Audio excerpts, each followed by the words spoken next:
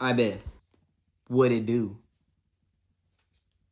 Swag. Anyway, yo, I failed, bro. I said I was gonna post every day. I lied. But I didn't post because I didn't take any trades. Like other than not even Monday. I literally didn't take any trades last week. Wait, did I take a trade last week? I did. I don't think I took. I think I took one trade and it was break even, so I didn't record it. That's on me, y'all. Like I'm gonna try to be more consistent, but hey, I'm done making promises, bro. I'm done making promises. But let's go over the trade I took yesterday and the trade I should have took today. And I'm also kind of running y'all through my personal model that I have developed in my trading journal. It is called the Market Structure Shift Model, or MSSM. It's pretty swag. And we're going to go over how it made me a rack yesterday and how I could have made 2 racks today. But this is a new model. And I thought for some reason in my brain, I didn't consider the fact that, maybe I can take this with order blocks instead of just fair value gaps. So today, I'm not mad. I'm not mad that I didn't take the trade today. I wanted to see if price was going to respect the model with an order block instead of a fair value gap. And it did. And we're going to go over why it did, how it did, and how you can utilize this as well. So let us get into it. Let's go over Monday's trade first. We will rock you. This is my backtesting journal. I think I'm going to try to get to those racks before I get a payout, 2 racks. Just to have at least 1,000 of cushion. I just don't know, bro. I don't know. I'll pray about it. Anyway, so Monday, let's go over Monday. Okay. So this is Monday hourly time frame, right? This is what I see on the Monday hourly time frame. First thing I noticed, we're bearish, right? We're bearish. Okay, we're bearish. We had a change in the state of direction right here. Right? And then we changed right back right here. And what did we do? We left a little fair value gap right here that price came into and rejected out of. Okay? So I'm bearish. I'm not looking for longs. I'm looking for shorts, okay? I'm looking for shorts.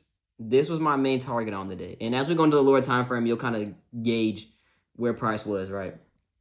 Let's go ahead and shoot into the 15-minute. And shoot over to market open. Okay, so that's one candle before market open. So this is the chart I was looking at. This is what I was looking at. This is the chart. I'm extremely bullish today. We have this liquidity up here. But we have this fair value gap here. We just disrespected this bullish fair value gap. We touched this fair value gap. So I'm really on the lower time frame looking for just a continuation. What do we do at the very start of market open? We rip. We absolutely rip. And we retouch. Oh, not retouch. Oh, dang it, man. Okay, I'm so glad we did that, bro. Look, the hourly time frame had not yet touched that hourly gap. I remember now. Praise God. I wanted to see price first come and tap that hourly fair value gap and hit equilibrium of this range. What do we do even beyond hitting equilibrium? We hit OTE, right? 0.62, 0.79. We hit that range. So now I'm okay with looking for shorts. On the 1 minute, mind you, I'm looking for a market structure shift, right? If you don't know what that is, it's in a bearish case, it's looking for a prominent low to be ran through. So you'll see, I'll show you an example, right? Now the higher time frame has completed what I wanted to do. I'm waiting. I took the trade at 8:48, I think. Okay, so this becomes our market structure, our possible point of a market structure shift, right? There's that prominent low on the 1 minute time frame. What do? We ran it. Do we do a fair value gap? Yes, we do. This was the fair value gap that was left. So what did I do? I put a limit order right on this fair value gap with my stop loss at the wick, targeting my low-hanging hourly fruit right here, okay? Let's watch price play out. Mind you, there's a limit order right there. Price comes up, hits my limit order. Just for entertainment sake, we'll put a sell on there. So, right, stop loss up here. Oh, I didn't sell 2. Hey, we'll just put 2 on there. And then we see price come up and flush down. That's the trade I took. That's it. Market structure shift. Limit order at the fair value gap. Stop loss at the high of the fair value gap. Targeting low-hanging fruit. That was my rack of a trade yesterday. That's my model. Higher time frame shows us bearish. I want to see bearish order flow continue to print. Market structure shift model is a continuation model. Okay. If the higher time frame is not already, you know what I'm saying, in the like heading towards drawing liquidity, meaning if the higher time frame doesn't have an SMT or doesn't have a change in the state or is disrespecting order flow, then you can't use this model because this is a continuation model. You know what I'm saying? This is not a reversal. No, this is a continuation. So because higher time frame was already bearish, I wanted to wait for lower time frame to confirm that it was ready to go bearish too. By shifting under that low, putting in a fair value gap, it shows me we're most likely gonna respect bearish order flow. So that's what I did.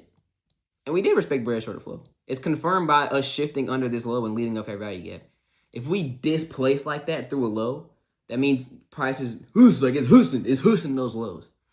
You know what I'm saying? It's hoosing those lows. Like it's ready to get past them. So, and this is also why we put our stop loss at the high of the fair value gap, because though it disrespected the fair value gap, still went where it still respected bearish order flow. Like clearly, you know what I'm saying? We didn't get a change in the state.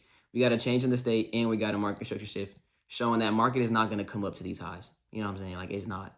It just shifted lower. So Tuesday.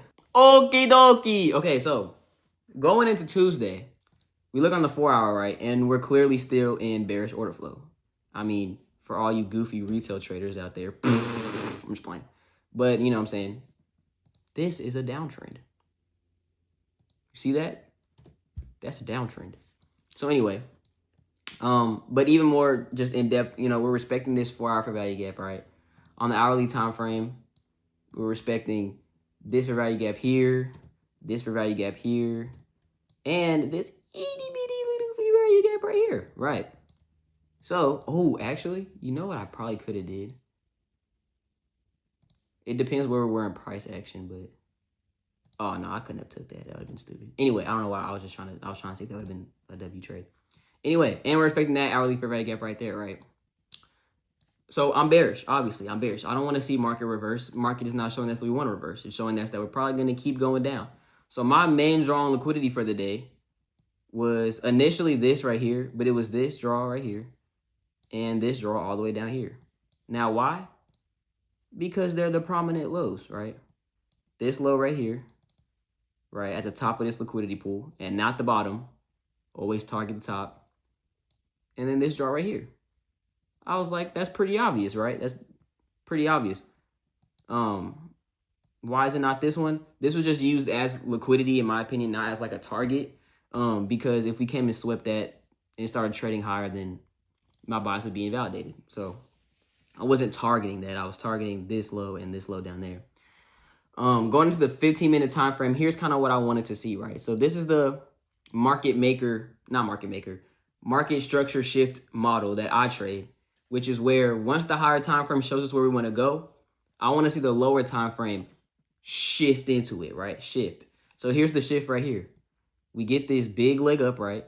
Get this big leg up, get this big leg down, and then this leg back up, leaving this wick right here, or you could even consider this wick, you know what I'm saying? But we're leaving these wicks, right? We're leaving these wicks. Those are some prominent lows.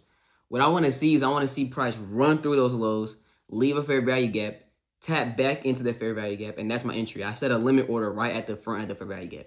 Now, you're like, hey, why didn't you take that one then?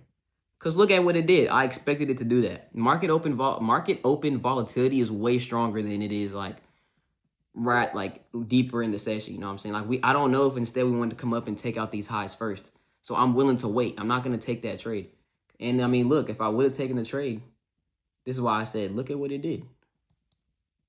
Though it was super low risk, right? Literally 60 points, I would have got stopped out. And I expected price to do that because this market open is going to be gay. Sorry. It's going to be difficult. You know what I'm saying? So I don't like taking that. It wasn't clear enough for me to take. Anyway, so I waited. I was patient. And you see, even with my model, it didn't disrespect the fair value gap, but with my model, it absolutely dumped. It dumped so bad. Right? So I'm gonna be being patient. I'm like, all right, well, we missed the move. We just took out this hourly liquidity. Let's be patient because market might want to reverse here, right? We took this liquidity. We put it in an SMT at the lows right here. So I'm like, I want to wait a little bit and see what price wants to do. Well, now I'm on the 1 minute, right? And I'm looking, okay, we're printing bullish order flow. And disregard this. I took this, I entered right here at the top of this fair value gap, right? Because we shifted. We had that shift and I took the entry. And then I zoomed out on the 15 minute and realized that we also shifted on this low, meaning price was probably going to come up into the 15 minute fair value gap and I would have got stopped out. So I closed it at break even. I didn't want to risk price coming in. And we did, you see, you know what I'm saying? I would have got cooked, right? My stop loss was right here and we came up. But I waited. I wanted to wait for a better entry, more better entry, right? On the 1 minute, you see us, we're printing bullish price action and we're respecting bullish price action, right? Fair value gap here. After we took that low, put in this SMT, right? This is why I waited. Disrespect this bearish fair value gap, put in a bullish one, respected. Changing the state right here, bullish fair value gap, and we were respecting it for a time. Then, what did price do after tapping in? This is the 15 minute fair value gap right there. What did price do after tapping into that? We start seeing price disrespect bullish order flow back down. So I'm like, okay, let's wait a little bit. I want to see a market structure shift before I get in there just to confirm that we are ready to go lower. All right. So, yes, this is a market structure shift right here, technically. Hello, he moved. Thank you. This is a market structure shift right here, technically. Right there, right? That's market structure shift. But we did not leave a fair value gap. But what we did leave was a 1 minute order block. And I sat there and I debated. I was like, here's what I had. I had a limit order placed right here for 80 points. That would have been, 87, whatever. 87 to 330. Right? This was the trade I mapped out. But I was like, I haven't tested with order blocks yet. So do I really want to risk capital testing a model I have not practiced yet? I practiced the fair value gap model. Y'all just saw it snap. And I back tested it before. So I know that model works. But I didn't test it with order blocks. And I wasn't willing to test it with capital today. You know what I'm saying? So instead, I just watched it. And that's fine. I just watched it. So now I know, going into a different day, if we get a market structure shift and don't leave a fair value gap as we did today, but we leave another confluence, I can take it off the other confluence. You know what I'm saying? And I was really confident that we were going to come down, right? Even though we were printing bullish order flow on the 1 minute, that 15 minute market structure shift and leaving a fair value gap showed me that we were probably going to come lower. You know what I'm saying? But I just didn't know if this 1 minute order block was going to get respected or if we were going to come deeper and take out this buy side liquidity. You know what I'm saying? So I just wasn't ready to put on capital. But as we see, what is 330? Let's just put in a limit order real quick and see how much that would have been. On my 100K, I'll take 2. So on my 100K, it would have been three racks. And on here, it would have been 1.5. So, hey, we missed out on some racks. It's all good. It's all goody. Tomorrow's another trading day. And Thursday. And Friday. You know what I'm saying? So yeah. So that was Tuesday. Anyway, y'all. That was a trade. That's my model. Literally, my model is this. Higher time frame bias. Then we zoom in and we wait for either the 1 minute or the 5 minute. It depends. We don't always use my MSSM model, okay? My market structure shift model. Don't always use it. Today we used it because the higher time frame was already clearly bearish, you know what I'm saying? So I just wanted to see price just continue in the bearish momentum that we already had. Therefore, waiting for a market structure shift is valid and waiting for a value gap because I'm planning for us to respect bearish order flow. If the market is bullish and we want to see it flip, you need more confluences. You need an S&T for sure. You need, you know what I'm saying? lower price action to start printing in the opposite direction. You know what I'm saying? So it's just, but for the market structure shift model, it's really a continuation model. It's just a nice way of confirming a continuation and taking advantage of it.